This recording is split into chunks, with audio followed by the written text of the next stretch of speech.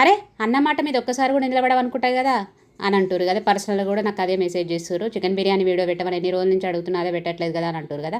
నేనైతే ఇప్పుడు అదే పెడుతున్నాను. ఉప్పు నీళ్ళలో 1 కేజీ చికెన్ అయితే నేను కడిగి పెట్టేసుకున్నాను. అది బేసన్ తట్టలకైతే తీసుకొని ఒక 4 స్పూన్లు టీ స్పూన్లతోటి కారం అయితే వేసుకున్నాను. కేజీకి 4 టీ స్పూన్ల కారం అయితే సరిపోతుంది చూడండి. 3 స్పూన్ల ఉప్పు వేసుకున్నాను, 2 స్పూన్ల ధనియాల పొడి వేసుకున్నాను, గరం మసాలా 1 స్పూన్ వేసుకున్నాను, చికెన్ మసాలా 1 స్పూన్ వేసుకున్నాను, అల్లం వెల్లుల్లి పేస్ట్ 2 స్పూన్లు వేసుకున్నాను, పసుపు కొంచెం వేసుకున్నాను, 1/2 టీ స్పూన్ అంతా. అందులోనే నిమ్మరసం 1 నిమ్మకాయ, పెద్ద సైజు నిమ్మకాయ, ఆల్రెడీ నా దగ్గర నిమ్మరసం ఉందని వేసుకున్నాను. పెరుగు మాత్రము ఉంటే 1/2 కేజీ వేసుకుని, నా దగ్గర కొంచెం తక్కువ ఉంది కాబట్టి రైతాకు కూడా కావాలనేసి కొంచెం తక్కువ వేసుకున్నాను పెరుగు.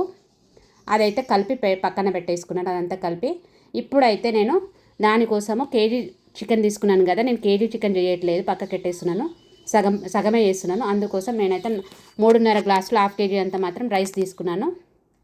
ఆ లోపల ఇక్కడ నేను రైస్ కుక్కర్ గిన్నెను పొయ్యి మీద పెట్టేసుకున్నాను. అందులో నీళ్లు వేసుకున్నాను. దానికి కొంచెం ఉప్పు అయితే ముందుకే ఉండేటట్టు అయితే ఉప్పు వేసుకోవాలి. ఉప్పు వేసుకొని గరం మసాలాలు వేసుకోవాలి. అంటే ఓల్ మసాలాలు అంటే మనం దాల్చిన చెక్క, బిర్యానీ మసాలాలన్నీ వేసేసుకోవాలి.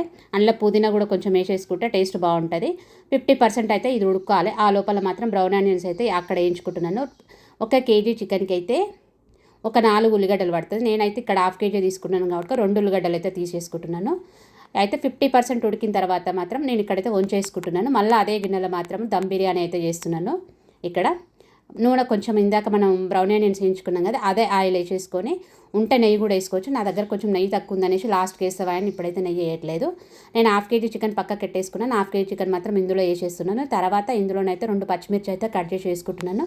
తర్వాత బ్రౌన్ ఆనియన్స్ వేసుకుంటున్నాను. తర్వాత పుదీనా వేసుకుంటున్నాను. తర్వాత ఇందాక మనం వంచి పెట్టుకున్న రైస్ అయితే వేసుకుంటున్నాను.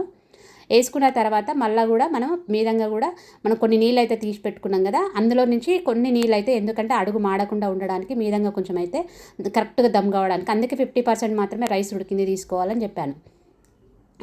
నీళ్ళు పోసిన తర్వాత బ్రౌన్ ఆనియన్స్, మళ్ళీ పుదీనా, ఇక్కడ ఎక్కడ కొత్తిమీర అవసరం లేదు, కొంచెం నెయ్యి అయితే మీదంగా వేసి పెట్టినాను. అయితే ఒక 5 నిమిషాలు హైలో పెట్టిన తర్వాత పెంక పెట్టేసుకున్నాను. ఎందుకు రైస్ కుక్కర్ గిన్నె పలసగా ఉంటుంది అనేసి నేనైతే పెంక పెట్టేసుకున్నాను. పెంక పెట్టేసుకున్న తర్వాత ఒక 15 నిమిషాలు మాత్రం మీడియంలో పెట్టేసుకోవాలా. ఇలా చేసుకుంటే మాత్రం పర్ఫెక్ట్గా బిర్యానీ అయిపోతుంది. టేస్ట్ మాత్రం సూపర్ అంటే సూపర్ ఉంటుంది. వీడియో నచ్చితే లైక్